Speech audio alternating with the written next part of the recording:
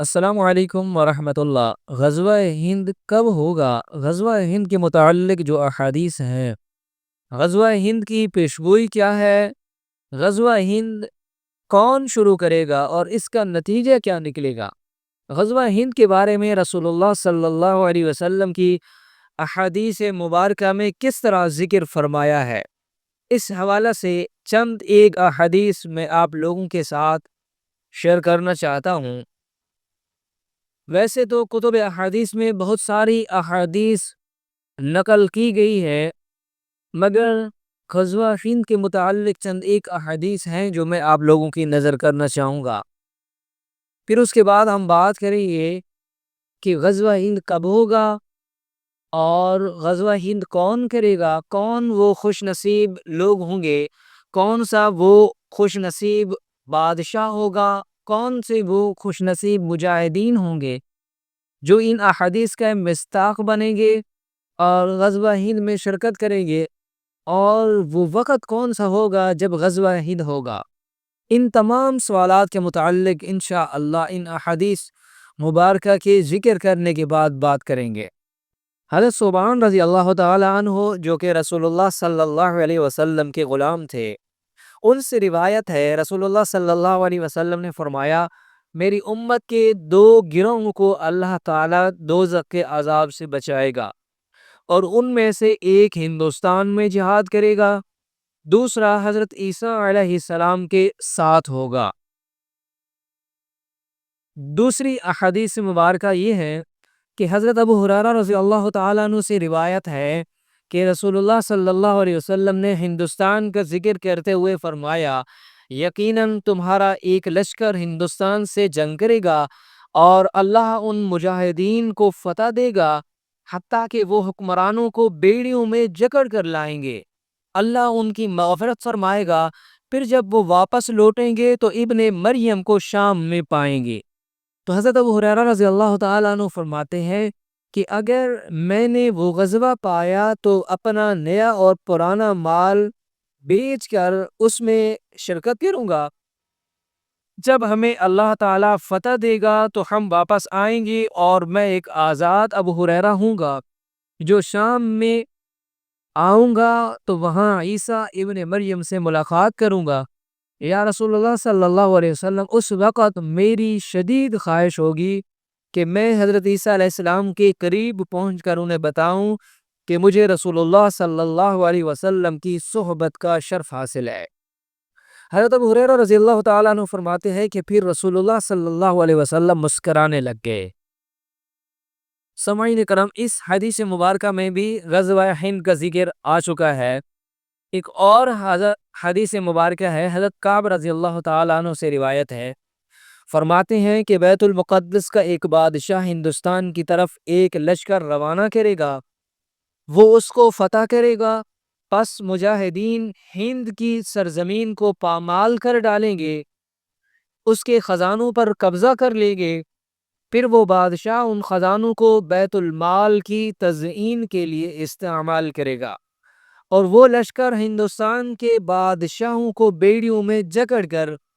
اس بادشاہ کے روبرو پیش کرے گا،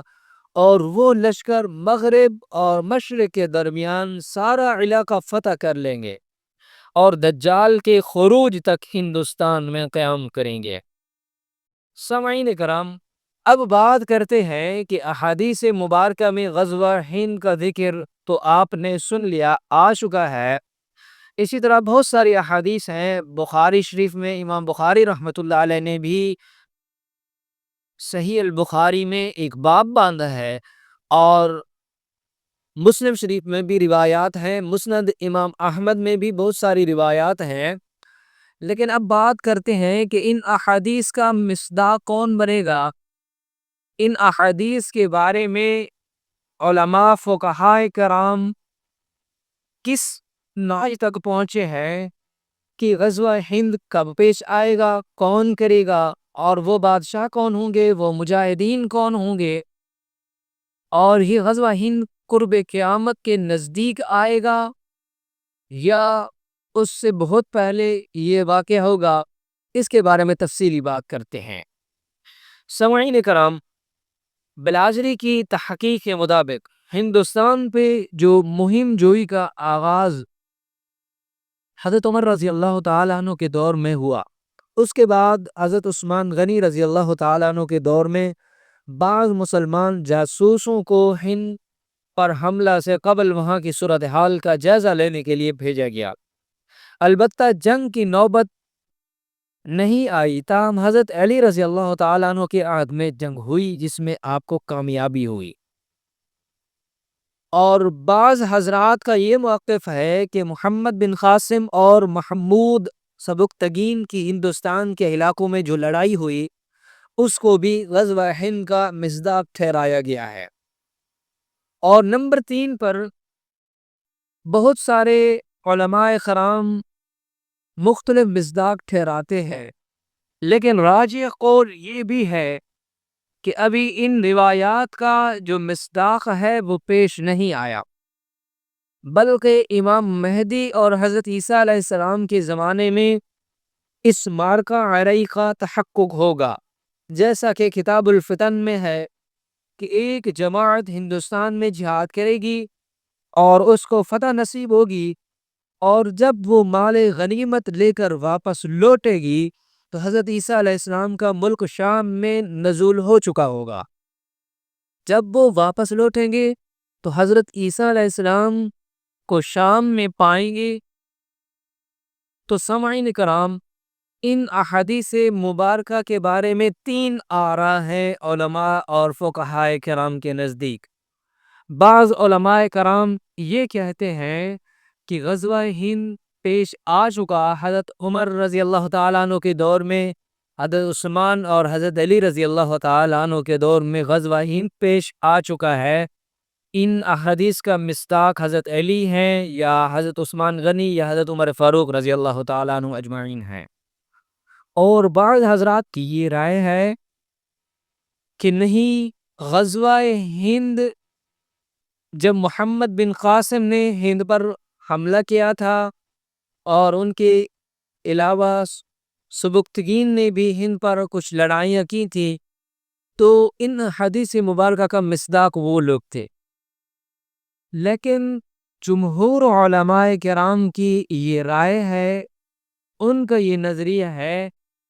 کہ جو حدیث مبارکہ میں یہ ذکر کیا گیا ہے کہ جب لوگ ہند کو فتح کر کے آئیں گے تو شام میں حضرت عیسیٰ ابن مریم کو پائیں گے،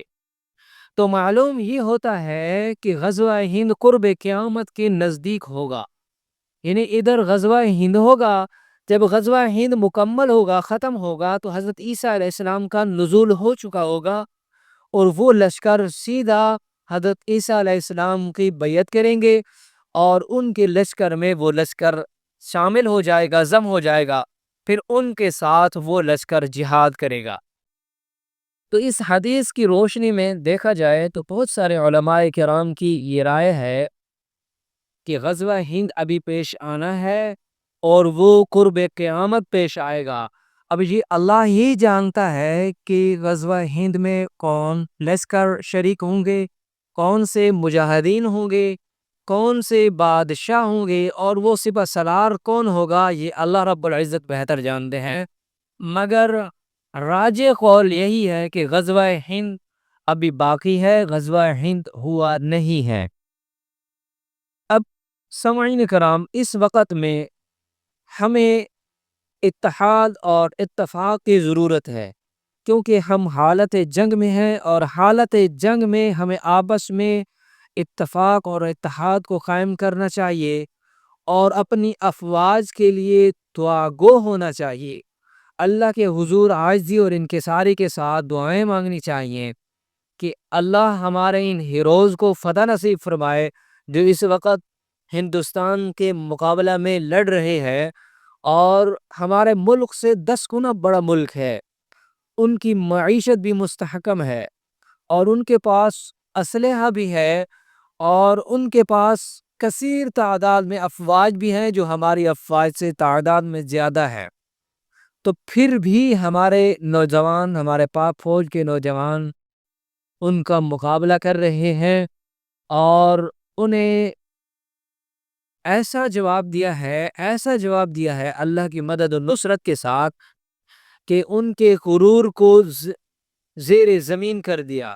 ان کے تکبر کو خاک میں ملا دیا، اور اللہ نے ہمیں یہ جو فتح نصیب فرمائی ہے یہ ہمارے لیے پہلی خوشخبری ہے۔ اس وقت میں ہمارا تعاون پاک فوج کے ساتھ ہے، ہماری دعائیں اپنی افواج کے ساتھ ہیں، اور ہم اپنی افواج کے ساتھ شانہ بشانہ ہیں۔ ہر محاذ پر ہم اپنی فوج کے ساتھ، ہم اپنی افواج کے ساتھ شانہ بشانہ کھڑے رہیں گے، ڈٹ کر مقابلہ کریں گے۔ اللہ رب العزت سے بھی یہی امید ہے کہ اللہ تعالیٰ بھی ہماری ضرور مدد و نصرت فرمائیں گے۔ دعا ہے اللہ رب العزت ہمیں شرور اور آفات سے پناہ نصیب فرمائے، اور دشمن کو نیست و نابود فرمائے، ہمیں دشمن پر غالب فرمائے۔ آمین ثم آمین۔ السلام علیکم ورحمۃ اللہ۔